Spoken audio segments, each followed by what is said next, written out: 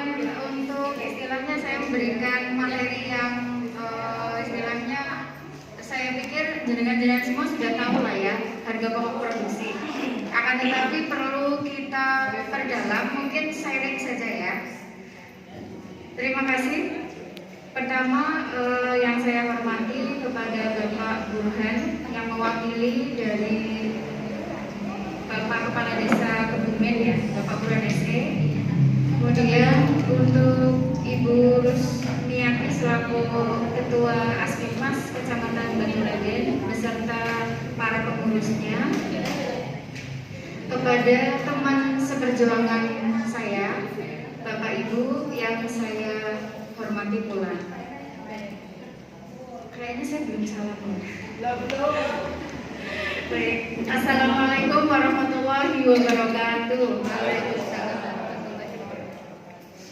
Ya, marilah kita panjatkan puji syukur kehadirat Allah Subhanahu wa taala atas rahmatnya sehingga kita bisa berkumpul di pertemuan rutin kita ya di desa, kali ini di Desa Kebumen, Kecamatan Baturaden. Izinkan saya di sini untuk beberapa menit ke depan merepresentasikan untuk harga pokok produksi.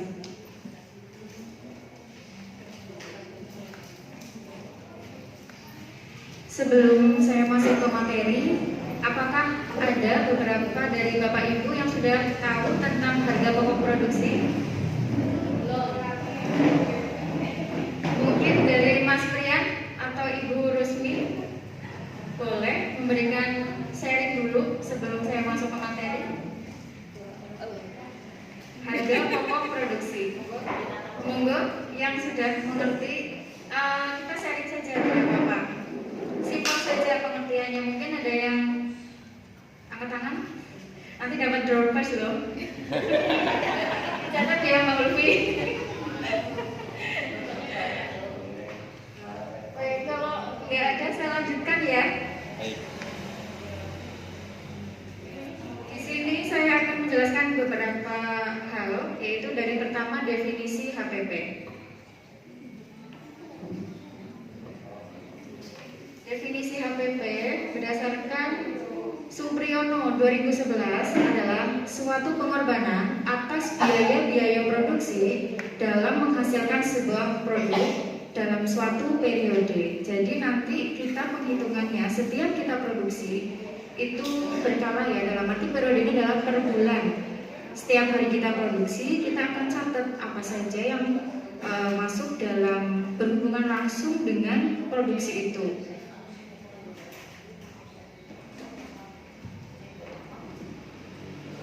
Baik, masuk ke elemen harga pokok produksi. Yang pertama adalah biaya bahan baku. Yang kedua adalah biaya tenaga kerja. Yang ketiga adalah biaya overhead. Untuk biaya bahan baku adalah biaya yang berkaitan dengan produksi atau bahan-bahan apa saja sih untuk menghasilkan suatu produk yang akan kita pasarkan. Kemudian untuk biaya tenaga kerja adalah biaya untuk yang mendukung ya. Jadi misalkan untuk Ibu Hera, maaf, apakah jenengan tenaga kerja di rumah Bu ada berapa? Ada 3. Baik, kayaknya saya Pak ya dirjen sendiri ya. Dirjen itu dikerjakan sendiri, apa-apa sendiri. Semoga semua Bapak Ibu di sini usahanya maju terus, sukses, tambah tenaga kerjanya ya. Dan misalkan itu tenaga kerja yang kita pakai sendiri ya, tetap harus hitung pantasnya berapa lah. Misalkan kita anggap aja untuk aktif bekerja adalah 8 jam. Jadi ketika kita mengerjakan produk itu misalkan 4 jam, misalkan untuk biaya tenaga kerja yang biasa kita terima adalah 8 jam adalah misalkan 100.000. Tinggal kita bagi saja. Jadi tetap harus masuk dalam catatan deh Bapak Ibu. Untuk yang ketiga adalah biaya overhead. Biaya overhead itu misalkan ada pembayaran listrik, air,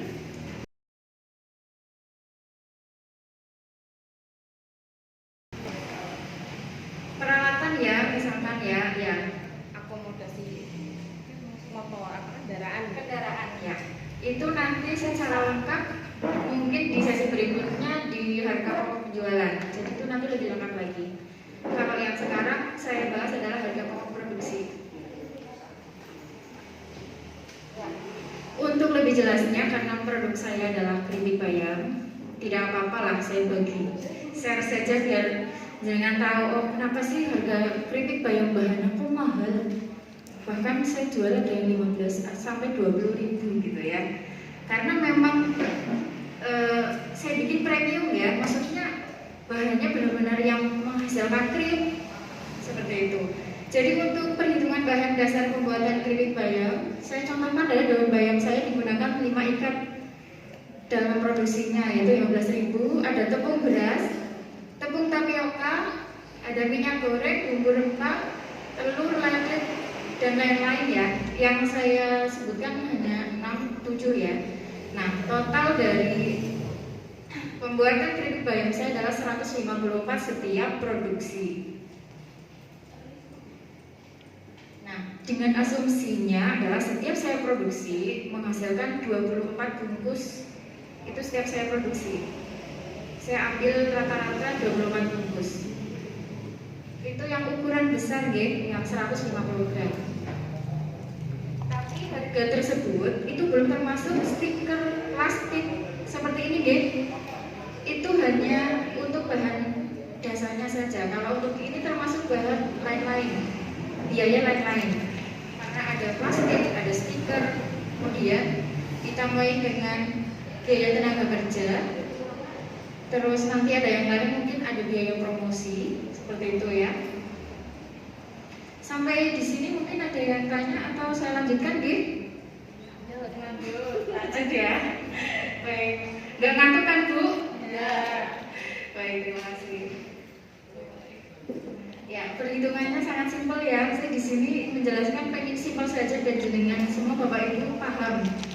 Sehingga kita tidak melewatkan atau karena kita kan berusaha ya. Jadi kepenginnya jangan buntung, jangan rugi lah ya paling tidak. Nah, perhitungannya adalah sebagai berikut. Saya asumsikan adalah 30 hari guys, 1 bulannya. Dari 154 tadi kalikan 30 hari yaitu 4.620.000. Biaya tenaga kerja 1.800.000. Biaya overhead, plastik, stiker dan lain-lain, listrik, gas, biaya pemasaran mungkin ada yang beberapa Bapak Ibu yang sudah pakai bayaran ya, maksudnya untuk Instagram bayar atau Google Business dan lain-lain. Perhitungan ini rumusnya adalah HPP atau harga pokok produksi adalah biaya bahan baku ditambah biaya tenaga kerja ditambah biaya overhead sejumlah Rp8.652.000. Kemudian saya bagi dengan 720 pack karena satu harinya itu kan 24 kalikan 30. Jadi 720 jatuhnya 12.500 saya bulatkan. Nah, di sini ada prosentase laba yang harus kita pikirkan. Yang saya tahu adalah untuk komoditi, misalkan untuk kebutuhan sehari-hari, contohnya kayak warung kelontong, catering misalkan, terus pokoknya bahan-bahan yang produk-produk yang setiap hari kita pakai itu kisaran persentase dari 5 sampai 20% saja, sehingga customer karena itu kan repeat ya, setiap hari mereka pasti butuh. Jadi jangan terlalu tinggi, jangan terlalu besar, karena nanti ada kelas-kelasnya masing-masing. Yang kedua yaitu untuk persentase laba kesukaan, mungkin kayak jajanan, snack, kan ada beberapa tipikal orang yang pengen suka snack dan lain-lain, itu masuk di kelas kedua. Nah, itu untuk persentasenya adalah di angka 30-100%.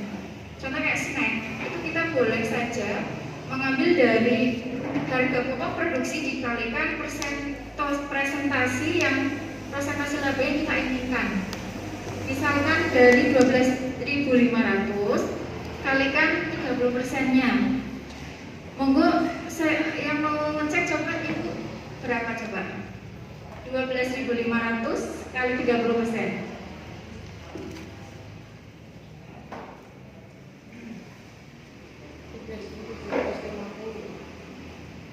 Berapa Bu? 3.750. 3.750 ditambah 12.500. 16.250. Ya, itu baru saya dapatkan harga yang pas di pasaran. Harga jual. Harga jualnya itu minimal nggih, bisa juga naik, bisa juga 100%. Iya. Karena begini yang saya dapatkan informasi dari kemarin di pelatihan public speaking dengan Bapak Roy ya, terus ya Pak Roy ya. Jadi ya memang ini kan makanya tadi saya bilang ada 3 kelas ya. Yang kelas ketiga adalah itu yang unik, apa namanya, produk unik. Jadi biasanya itu produk-produk yang memang langka. Contoh kayak Pak Roy itu kan dia produksi keramik ya Bu. Nah keramik itu tuh apa ya, kesukaan ya, maksudnya tuh yang barangnya tuh langka. Nah itu bahkan dari 300% hingga 1000% dia profitnya seperti itu. Jadi saya himbau dengan semua Bapak Ibu, kita kan berusaha nih berdagang. Jangan takut kita ambil profit besar. Ingat nih, jangan takut kita ambil profit besar. Dalam arti kita juga harus kita harus tahu market mana yang akan kita masuki. Juga kita harus memperbaiki dari packaging, rasa itu berani diadu lah, ibaratnya seperti itu. Meskipun barangnya sama, kalau kita sudah tahu untuk kebutuhannya dari hal yang simpel, saya pikir nanti akan lebih terorganisir. Jadi pede aja gitu loh. Mau ambil profit besar, yang lain dengan barang yang sama kita lebih besar, kita pede. Karena dengan hal-hal yang tadi itu, mungkin dari packagingnya, mungkin dari legalitas, legalitas juga penting sekali. Saya lanjutin ya.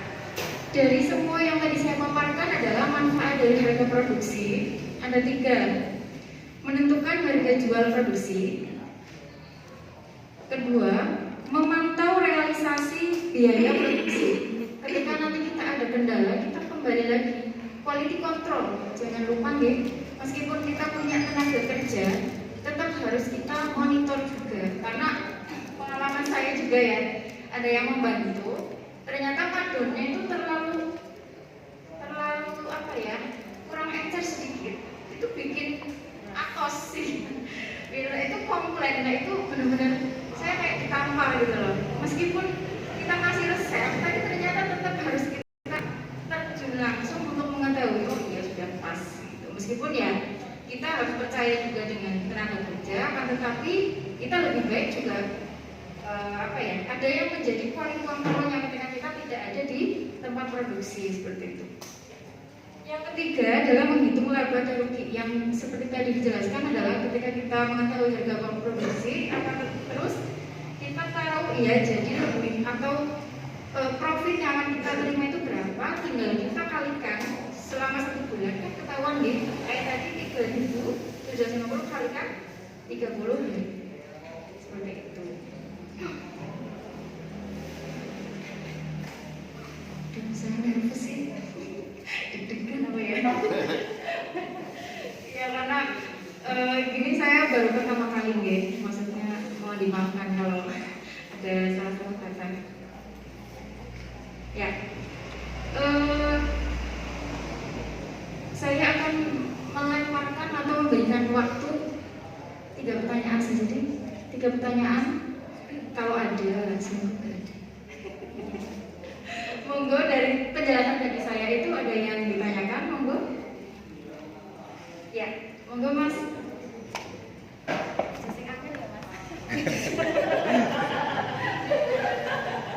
Assalamualaikum warahmatullahi wabarakatuh. Waalaikumsalam warahmatullahi wabarakatuh.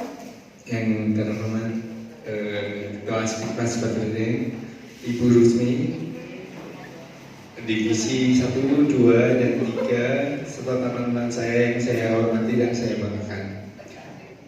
Saya mau tanya dengan Mbak Hana, untuk menghitung tenaga kerja misalnya kita terhitung kan tenaga kerja kita dihitung 8 jam per hari.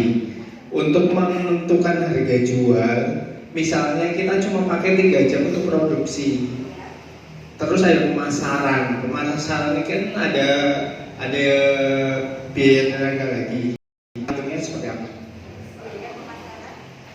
Enggak, itu termasuk dalam kualifikasi HPP apa enggak? Oh ya, itu aja.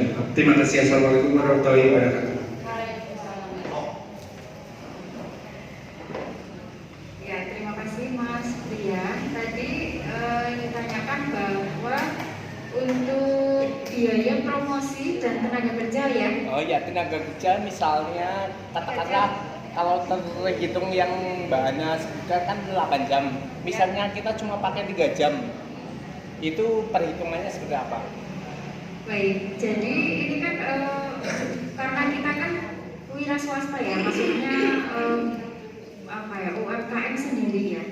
Jadi tidak ada standar yang istilahnya harus kita patok dengan peraturan yang ada di Dinas Tenaga Kerja. Misalkan kita anggap saja UMK atau UMR Banyumas kan 1.900.000 ya Mas. Misalkan ini karena kan di desa satu dengan yang lain beda nih. Maksudnya ada yang bilang tenaga itu pocokan atau apa gitu ya. Nah itu nanti kita mainnya di situ Mas biar untuk menghemat. Misalkan biasanya itu orang nyuci misalkan 1 hari 8 jam, ada yang menggaji itu 85, tinggal jenengan bagi gitu aja. Kalikan jamnya. Dibagi jamnya, nanti dihitung per menitnya pun ketahuan per menitnya tenaga kerjanya berapa, seperti itu. Iya, betul sekali. Jadi sebenarnya ini nggak terlalu patok ya, maksudnya terkadang kita juga mengambil tenaga kerja juga saudara sendiri. Maksudnya pasti ada renggang atau tenggang jam misalkan seharusnya anggap aja 80.000 dibagi 8 jam kan 1 jamnya 10.000, misalkan kerja 3 jam berarti 30.000 kan. Jadi kan kalau masih 30.000 juga nggak apa-apa kan gitu. Tergantung kemampuan dari produk kita ya, apalagi kalau semakin banyak kita memproduksi lebih. Oh iya. Nah, atau kita main di bonus misalkan setiap 1 bulan sekali adakan bonus seperti itu. Kemudian untuk biaya produksi ya Mas. Biaya pemasaran maksudnya tenaga. Enggak, misalnya akomodasi untuk kayak biaya promosi, terus misalnya BBM itu termasuk dalam APP apa enggak? Itu termasuk transportasi ya, kayak kita mau kirim atau ongkos kirim, misalkan kita mau pembelian bahan baku kita pakai motor gitu kan. Iya. Itu dihitung saja. Tapi karena ini kan bicara masalah harga pokok produksi, itu tetap kita hitung Mas di dalam biaya overhead. Beda cerita nanti kalau kita pembahasan di harga pokok penjualan, karena nanti harga pokok penjualan lebih rumit lagi. Kita harus menghitung persediaan awal, pembelian bersih, ada rektor pembelian atau rektor penjualan dan lain-lain, kurangi persediaan akhir. Begitu. Ada yang bertanya lagi, monggo? Iya Mas saya mungkin? Ya, monggo. Assalamualaikum warahmatullahi wabarakatuh. Langsung aja ya Mbak. Kita kan ada HPP, kita udah menghitung harga pokok produksi, terus harga ini, terus harga tenaga, terus gas listrik apa lain-lain. Terus jatuhnya harga jual sekian misalnya ya. Kita tapi kalau lihat di pasaran kok harganya segini, berarti ini terlalu mahal. Gimana itu mengatasinya? Sudah, itu aja. Baik, terima kasih Bu atas pertanyaannya. Pertanyaannya sangat bagus teman-teman. Jadi bagaimana sih cara kita mengatasi ketika kita sudah mengetahui atau menghitung harga pokok produksi, ternyata jatuhnya atau istilahnya di pasaran itu mahal dengan produksi yang lain. Kita sharing ya. Mungkin satu adalah kita memperbaiki packaging legalitas. Itu wajib ya Bu, karena tidak semua produk yang ada di pasaran itu legalitasnya sudah penuh. Yang kedua, kita akali dengan kuantitas. Semakin kita banyak produksi, meskipun kita profitnya kecil, kan dikalikan. Tuh. Dari saya cuma 2 sih poinnya yang paling penting itu Bu. Ya juga promosi ya Bu. Jangan lupa, kita kan sekarang sudah di dunia digital gitu. Jadi saya dapat info bahwa Instagram, pokoknya sosial media yang kita punya, kita harus manfaatkan benar-benar. Contohnya mulai dari penamaan dari Instagram itu harus mengarah. Kita produknya apa, ya udah kasih nama itu. Nah, ini sharing aja sih yang saya dapat kemarin juga, bahwa Instagram itu kan sekarang banyak sekali ya Instagram yang lebih hits dibanding Facebook, meskipun yang lain tetap berjalan, tapi kalau Instagram itu kan kita pakai hashtag. Nah, hashtag itu mengarah ke customer kita untuk melihat Instagram.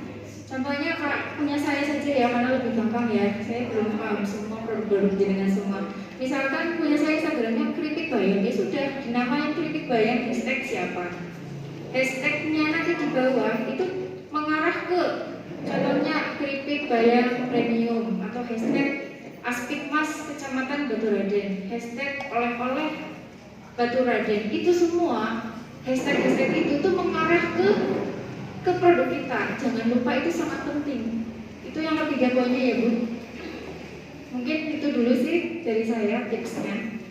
Ya kan gini loh Mbak, pada kayak seperti saya misalnya kayak packaging apa itu kan, kalau kita apa ya yang bagus-bagus otomatis harganya malah HPP-nya malah lebih tinggi lagi. Ya sih, kita sih juga ada beberapa kemasan, misalnya kalau yang di di warung yang pakai stempel kalau yang di makan atau di warung makan gimana itu lebih bagus. Jadi kita juga ada yang paketan kecil, paketan gede gitu. Ya cuman itu paling kalau misalnya apa di warung-warung kecil mungkin harganya itu apa ya, jadi iya disesuaikan terus.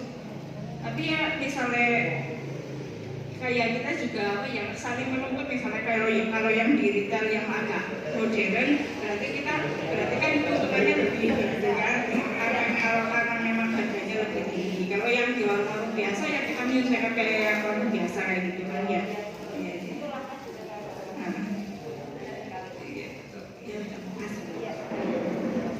Ya Bu, jadi saya ngulang kembali ya Bu, benar sekali, itu tips juga.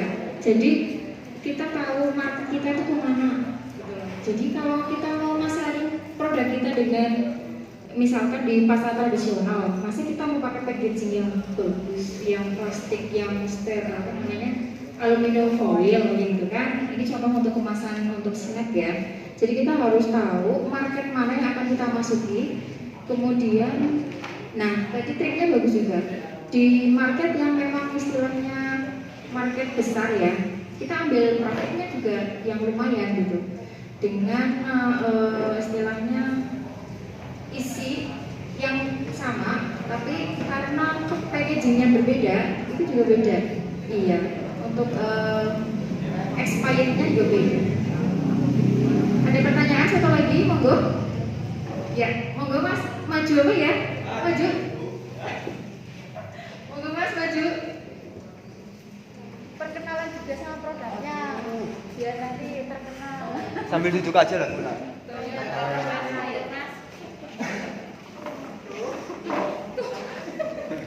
Oke ya, assalamualaikum warahmatullahi wabarakatuh. Yang terhormat mungkin Bu Rini, Ketua Humas, Bapak Kepala Desa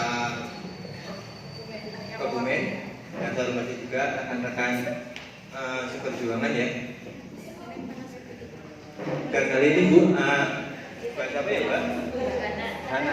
Mbak Hana, saya juga nggak tahunya ini ya Mbak, kok bisa ini deg-degan ya Bu ya? Padahal mungkin kalau misalnya public speaking Mungkin baru pertama ngomong mungkin ya. Jadi kayak gini Mbak, mungkin yang saya tanyakan Kalau baru pertama ngomong jawab 20 tahun lalu. Dari lahir setahun udah ngomong mas. saya cerita sedikit aja ya Mbak. Tentang sebuah HPP.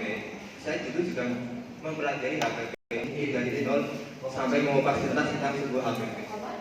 Dalam sebuah HPP, saya mengalami di mana dari segi overhead itu sangat dibutuhkan mungkin dalam sebuah usaha ya. Pasti saya juga mengalami hal tersebut.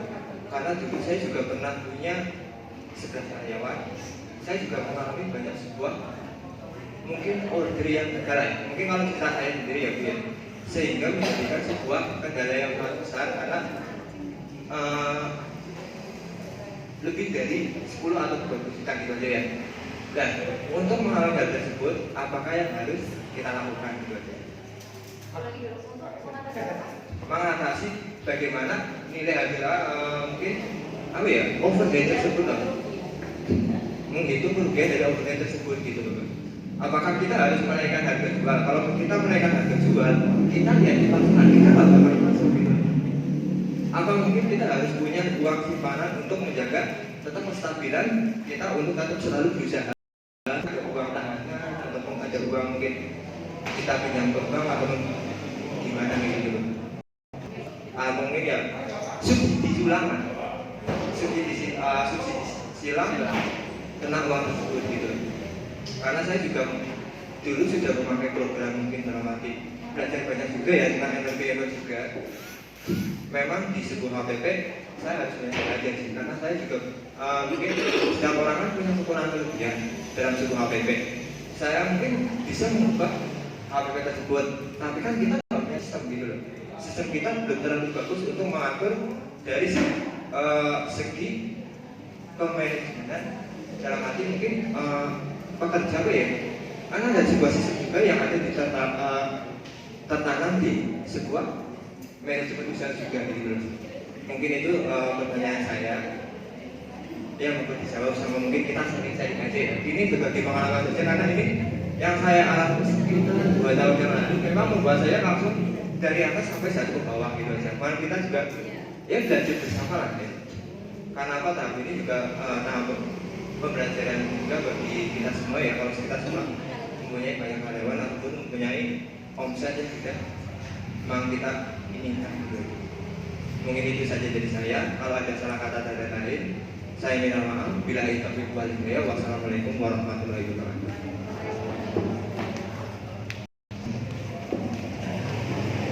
Mas Toya, Mas Toya sangat bagus sekali ya pertanyaannya. Bahkan saya sampai tergonggong-gonggong ya.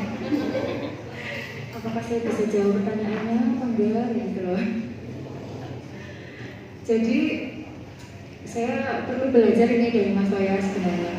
Dengan memiliki karyawan yang banyak, dengan memiliki omset yang besar, kemudian jatuh dengan adanya mungkin faktornya dari corona itu ya Mas Toya. Dan karena corona atau karena bagaimana?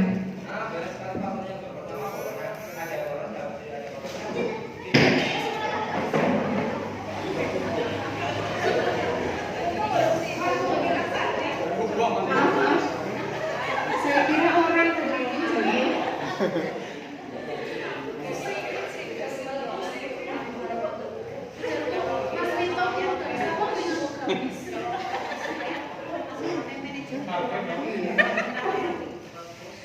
baik, jadi Mas Toya tentang manajemen ya, manajemen dari tenaga kerja atau manajemen keuangan all semuanya.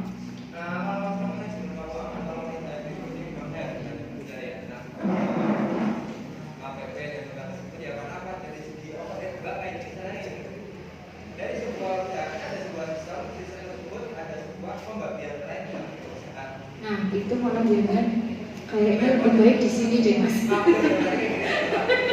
Saya juga mau belajar loh Mas, lebih komplit, lebih apa ya namanya ya, sistematis ya. Pokoknya kerugian ya tadi ya, cara mengatasi dari kerugian. Nah, itu sudah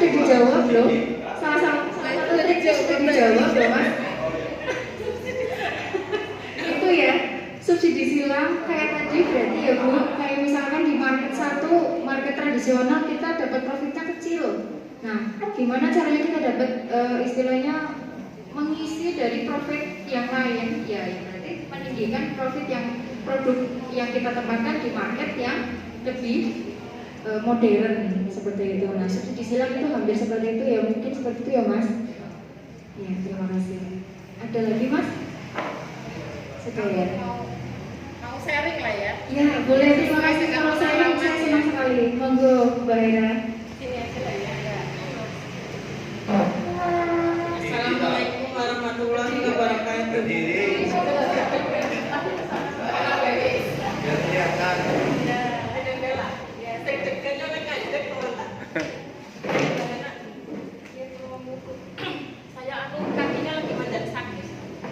Assalamualaikum warahmatullahi wabarakatuh. Ini dengan tema yang sangat menarik ya, dan hati saya pun bergejolak ingin menjawab. Siang Bu Ketua, mohon izin. Dengan pertanyaan yang Mbak Amsiah tadi utarakan, untuk masalah pemasaran, ini pengalaman saya dan suami udah sering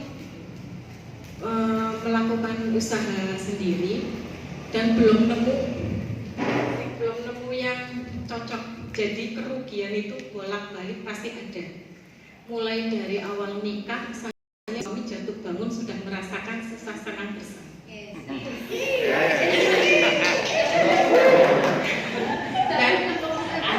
Dan sekarang alhamdulillah saya pribadi sudah menemukan di titik terang, yaitu kuliner.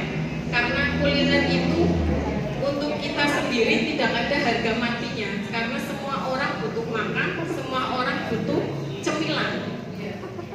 Jadi untungnya UMKM kuliner itu di situ. Kita harus yakin dan harus pede aja. Kita produksi apapun pasti kita laku. Kuncinya itu. Jangan menyerah, jangan pesimis. Kita usahakan produksi kita itu yang paling enak dan paling berkualitas. Pemasaran, kalau rekan-rekan semua ingin pemasaran yang bagus dengan packaging yang bagus, usahakan dengan kualitas yang bagus juga. Itu nanti akan pasarannya ke jenjang yang berkualitas, katakan dengan premium. Jadi di sini ada dua kategori. Semisal Anda mau bikin pemasaran di yang bikin sebagus mungkin. Pemasarannya nanti akan di Swalayan atau di Indomaret atau di mana. Dan yang kedua, pemasaran yang standarisasi masyarakat. Itu yang di warung-warung eceran mungkin ya, bahasa kasarnya yang eceran. Eceran itu kita pilih kualitas yang sederhana karena dengan harga yang murah. Nah, ini di sini yang perlu Anda pahami agar produksi kita tidak jatuh di masyarakat, tidak jatuh produksinya, harus dibedakan. Produksi premium Anda, misalkan Mbak Amsiah mereknya apa Mbak? Enggak, snacknya. Misalnya ini aja Mbak Hana kan Hana snack ya. Misalkan Mbak Hana ini pemasarannya satu di yang premium, yang berkualitas tinggi, yang berkualitas bagus. Nah, untuk melayani rendah, kalau bisa itu dengan merek yang lain, agar merek yang premium kita tidak jatuh harga, tidak jatuh tidak menurunkan harga diri kita yang sudah premium aja lah. Oh iya. Harga diri produksi yang sudah premium. Mindset orang lah, kita bangun mindset untuk orang. Oh, ini produknya Mbak Hera tuh seperti ini, kualitasnya seperti ini. Kita untuk menurunkan harga, otomatis kita harus beda produk. Betul. Beda merek. Jadi mindset si pembeli itu harus ikuti dengan produk kita. Misalnya katakanlah dengan Mbak Hera punya berapa produk? Iya, banyak.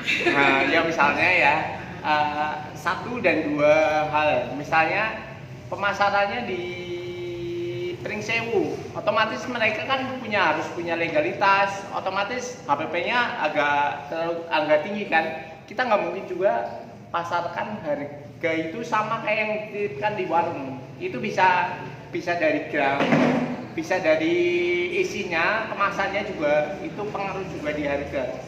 Iya betul. Kalau untuk untuk produksi pemasarannya yang berkualitas dengan packaging yang bagus, pasti kalian juga ibu-ibu rekan-rekan semua pernah beli ya, pernah beli produk ciki aja, produk ciki bal atau ciki apa gitu di swalayan, kan mesti kemasannya gede belendung, isinya cuma sedikit, iya kan?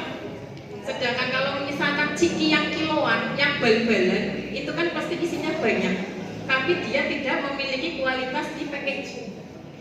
Dan untuk masalah rasa pun pasti beda. Jadi misalkan kita mau berproduksi bikin dua pemasaran, yang pertama pasaran premium itu harus memiliki packaging yang bagus, usahakan kualitas makanan paling bagus, rasa paling enak dengan standarisasi kerenyahan itu pun harus dijaga.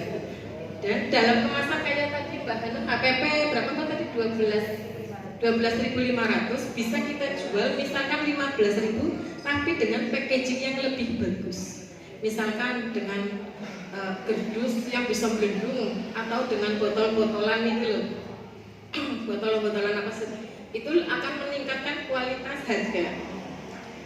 Dan kalau mau pemasaran yang di kalangan bawah harus bikin merek lain, misalkan yang merek premium tadi Hana Kitchen, yang pasaran murah bikinlah anakan Hana Kitchen atau nama apa gitu.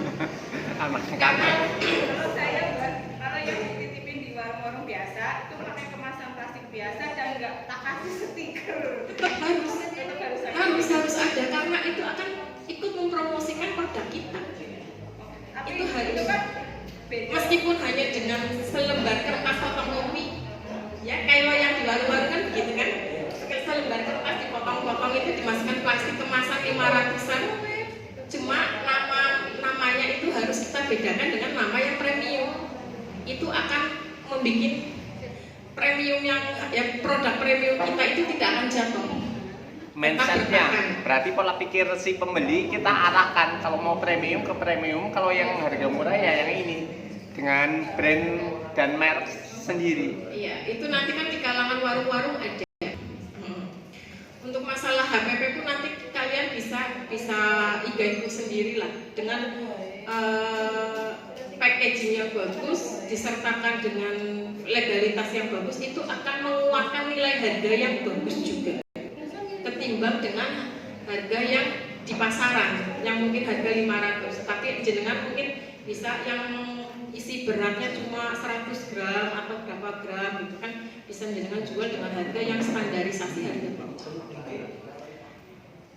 Sekiranya cukup itu. Mungkin untuk masalah Mas Toya tadi, untuk masalah Over. iya, semua orang usaha itu jangan takut rugi. Setiap orang mau usaha itu kita harus berpikir kita berani berusaha, kita berani rugi, karena kerugian itu yang akan memberi kita pelajaran yang harus kita cakup dan kita nggak boleh down. Mungkin aduh aku wis rugi ngasih 10 juta tak langsung disiplin, boleh istirahat 1 minggu, boleh seminggu ke depan dengan pola pikir yang beda kita harus bangkit, kita harus membangun yang lebih bagus. Di mana letak salah kita, di mana letak kerugian kita, itu yang harus dipelajari. Mungkin semua orang itu untuk usaha paling sensitif itu masalah di keuangan, di anggaran pembiayaan juga, di anggaran pengeluaran pengolahan itu masih berantakan. Nah ini tadi ya, untuk ibu-ibu sementara belum bisa memisahkan itu ya, karena sedikit keuntungan kita pakai buat nutup ini ya, betul. Itu yang saya rasakan juga begitu.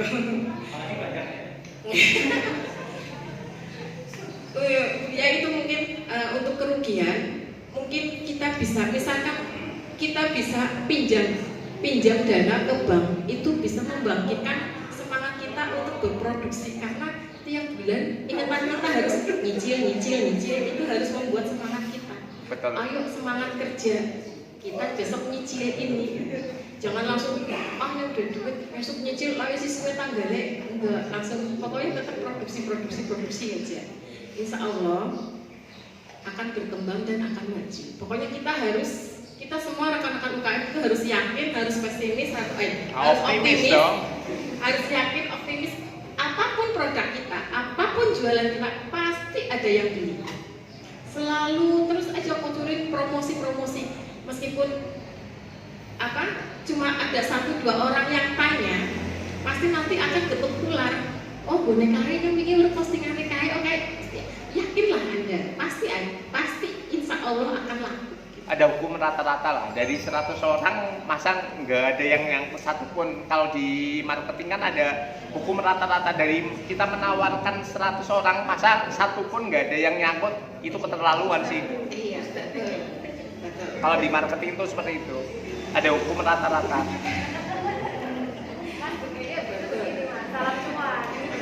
Cuan. Kiranya cukup itu aja buat teman-teman, rekan semuanya. Tetap kita harus semangat ya, semangat berproduksi, semangat berpackaging ria yang paling bagus, semangat menentukan harga yang paling bagus. Jangan ragu untuk menentukan harga. Organik aku paling mahal dan aku paling murah, itu jangan. Yakinlah dengan harga kita mahal, tapi kualitas produksi kita lebih bagus dari harga yang paling murah. Terima kasih, kiranya cukup itu. Monggo dilanjutkan Mbak Hana, Ketua. Assalamualaikum warahmatullahi wabarakatuh.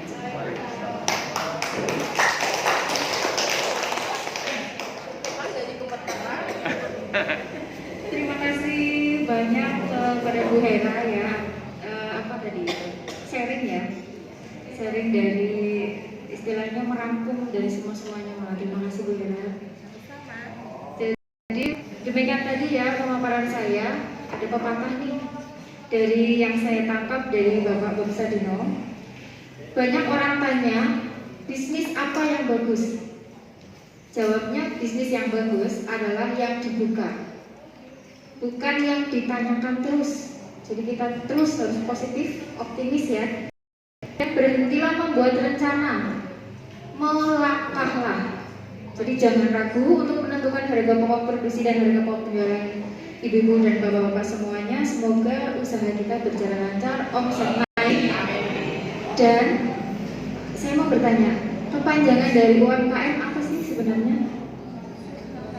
Usaha mikro, kecil, dan menengah. Gimana kalau kita mindsetnya dirubah? Yang kita rubah sekarang adalah usaha mencari keuntungan miliaran. Gimana? Setuju? Amin. Semoga semua produk usaha kita berjalan lancar, omset naik. Terima kasih. Saya mohon diri. Mohon maaf apabila ada kata yang kurang berkenan di hati Bapak Ibu sekalian. Saya undur diri. Saya Nova Sana, wakil dari Ketua Aspikmas. Salam dulu ya. Assalamualaikum warahmatullahi wabarakatuh. Salam Aspikmas. Jaya. UMKM. Naiklah. Aspikmas. Menginspirasi Indonesia. Satu kali lagi ya. Salam Aspikmas. Jaya. UMKM. Naiklah. Aspikmas. Menginspirasi Indonesia. Terima kasih. Saya berdiri. Wassalamualaikum